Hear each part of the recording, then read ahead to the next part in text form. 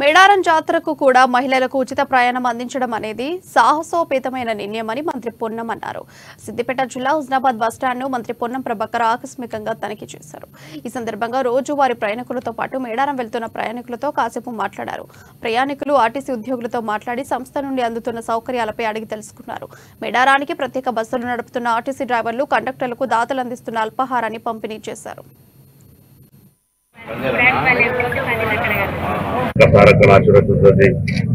సజావుగా కొనసాగుతోంది. తప్పకుండా ఇది మాకు సంస్థకు స్ఫూర్తినిచ్చేటువంటి సంస్థ అంశం. భవిష్యత్తు లోపల ఈ ప్రభుత్వం మహిళలకు సంబంధించి రియంబర్స్మెంట్ చేస్తుంది కాబట్టి, యాక్యుపెన్స్ జరిగింది కాబట్టి, ఆపరేషనల్ లాస్ అంటే రోజువారీ నిర్వహణకు సంబంధించి నష్టాలు లేకుండా సంస్థ లాభాల దిశలో పోతుంది.